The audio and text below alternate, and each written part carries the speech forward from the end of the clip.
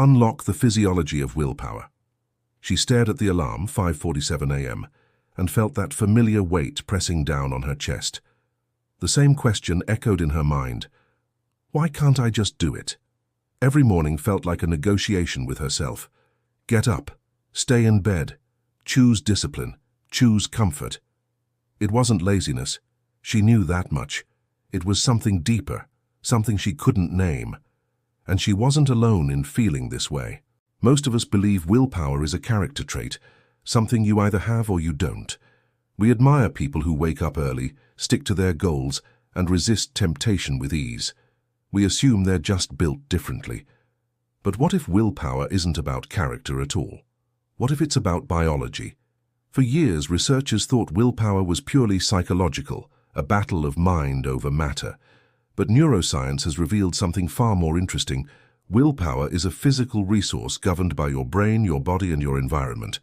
It's not about being weak or strong. It's about understanding how your physiology works and learning to work with it, not against it.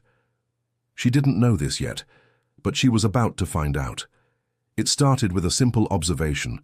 Some days, she could resist every distraction, focus for hours, and make difficult choices without hesitation. Other days, she crumbled at the first sign of temptation.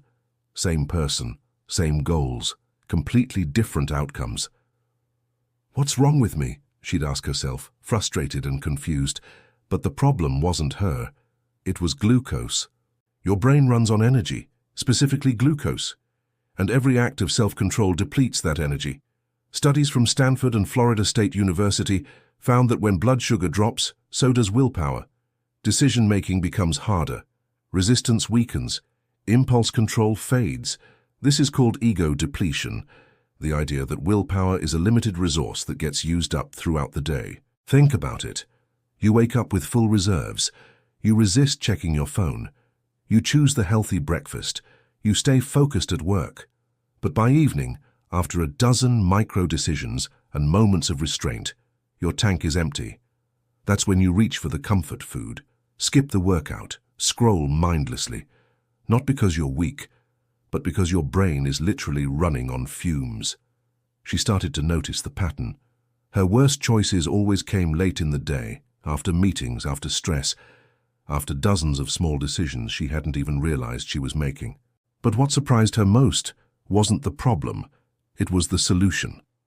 Researchers at the University of Lübeck discovered something remarkable. People who ate a low glycemic breakfast maintained better self-control throughout the entire day, not because they had more discipline, but because their blood sugar stayed stable. It wasn't about eating less, it was about eating smarter. She swapped her usual cereal for eggs and vegetables. Within days, she noticed a difference. The afternoon crashes disappeared. The mental fog lifted. Decisions felt easier. It was subtle at first, but undeniable. Still, she wondered, if willpower is just about glucose, why do some people seem to have endless reserves? The answer lies deeper than blood sugar. It lives in a small region of your brain called the anterior cingulate cortex, or ACC for short. This tiny neural hub acts as your willpower command center. It detects conflict between what you want and what you should do, then signals the prefrontal cortex to override impulse with intention. When your ACC is strong, you can resist temptation, stay focused, and push through discomfort. When it's weak, every choice feels like a battle. And here's what most people don't realize: you can strengthen it. A landmark study at UCLA scanned the brains of experienced meditators and found something astonishing. Their ACCs were significantly larger and more active than non-meditators. Just 10 minutes of daily mindfulness practice increased gray matter density in the regions responsible for self-regulation. Willpower wasn't fixed, it was trainable. She started small, 5 minutes of breathing exercises before work. No apps, no expectations, just awareness. At first it felt pointless. Her mind wandered constantly, but she kept going and slowly something shifted. Not in her thoughts, but in her response to them. She noticed cravings without acting on them. She felt frustration without reacting. It wasn't suppression, it was space. Space between impulse and action. And in that space, choice returned. But willpower isn't just shaped by what happens inside your brain.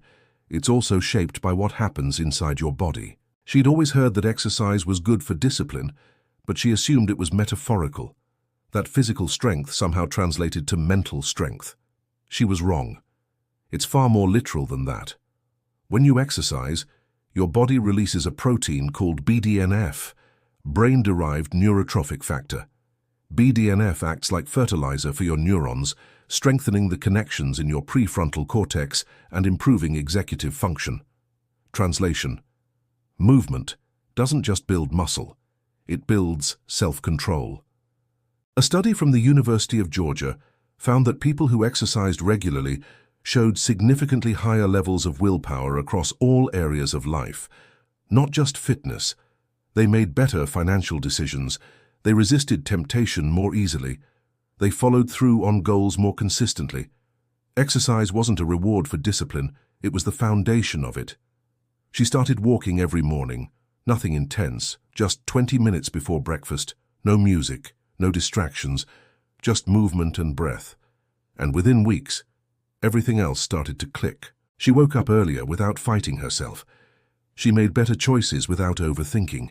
It wasn't that life got easier, it was that she got stronger. But there was still one thing she couldn't explain. Why did her willpower spike on certain days and vanish on others even when she'd eaten well and exercised? The answer came from an unexpected place: her sleep tracker. She'd been tracking her rest for months, but never connected it to her self-control. Then she noticed the pattern. On nights she slept less than 6 hours, her willpower the next day was almost non-existent. It wasn't coincidence. It was neuroscience. Sleep deprivation impairs the prefrontal cortex, the same region responsible for impulse control and decision-making. Studies from UC Berkeley showed that just one night of poor sleep reduces activity in this area by up to 30%. You don't just feel tired, your brain literally loses its ability to regulate behavior. Worse, sleep deprivation increases activity in the amygdala, the emotional center of your brain. So you're not only weaker at resisting impulses, you're also more reactive, more anxious, and more likely to seek comfort through instant gratification. No wonder late-night snacking, impulsive purchases, and emotional decisions peak after bad sleep. She started prioritizing rest like it was a performance tool. Consistent bedtime, dark room, no screens after 9 p.m. Within 2 weeks, her willpower didn't just improve, it stabilized. Good days became the norm, bad days became rare. Still, she wondered, if willpower is so dependent on biology, does that mean some people are just destined to struggle? Not quite, because there's one more variable that determines your capacity for self-control, and it's something you can change right now: your environment.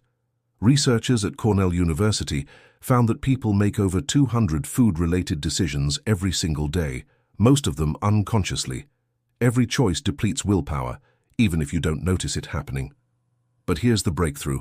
When you change your environment, you eliminate the need for willpower altogether. Instead of resisting the cookies on the counter, don't keep them on the counter. Instead of forcing yourself to go to the gym, lay out your workout clothes the night before. Instead of battling your phone addiction, leave it in another room. Willpower isn't about fighting temptation.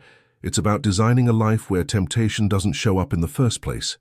She started small, deleted social media from her phone, prepped meals on Sundays, removed the TV from her bedroom, and suddenly discipline didn't feel like discipline anymore.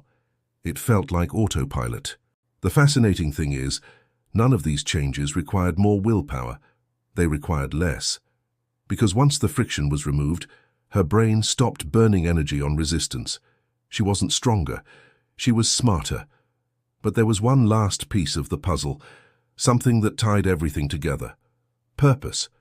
Because even with stable glucose, a strong ACC, regular exercise, good sleep, and a supportive environment, willpower still fails when it's disconnected from meaning. A study from the University of Pennsylvania found that people with a clear sense of purpose showed significantly higher levels of self-control, even under stress. Not because they had more discipline, but because their goals were emotionally aligned with their identity. When you want something deeply enough, willpower stops feeling like a battle. It starts feeling like a commitment. She realized her problem wasn't that she lacked self-control. It was that she'd been forcing herself to pursue goals she didn't truly care about. Weight loss because she thought she should. Productivity because everyone else was. Success because it looked good on paper. But none of it felt real. None of it felt her. So she stopped. And she asked herself a different question. What do I actually want? Not what she was supposed to want. Not what would impress others. What mattered to her. The answer surprised her. It wasn't fitness or achievement or perfection. It was presence, connection, energy for the people she loved. And once that clarity clicked, everything else fell into place.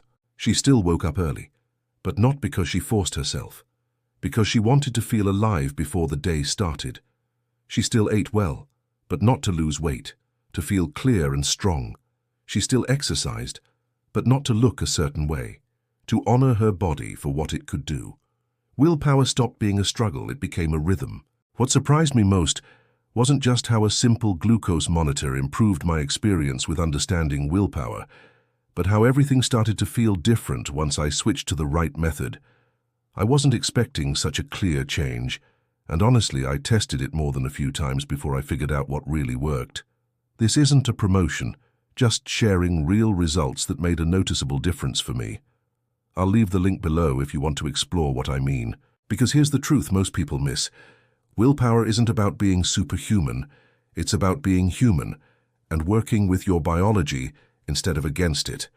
Your brain needs fuel, your body needs movement, your mind needs rest, your environment needs structure, and your heart needs purpose.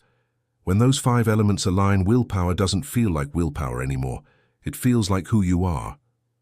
She looked in the mirror one morning, months after that first painful alarm, and realized something had shifted. Not her reflection, but the way she saw herself. She wasn't someone who tried to be disciplined. She was someone who was disciplined, not through force, but through alignment. And that made all the difference. So if you've ever felt like you're fighting yourself, if you've ever wondered why some days feel easy and others feel impossible, know this. It's not about being weak. It's not about lacking character. It's about understanding the science of self-control. And once you do, everything changes. Not overnight, not magically, but steadily. Surely permanently. Because willpower isn't a gift some people have and others don't. It's a skill you build one choice at a time, one day at a time, and it starts right now. Tell us which country or city you're watching from. See you in the next video. Bye.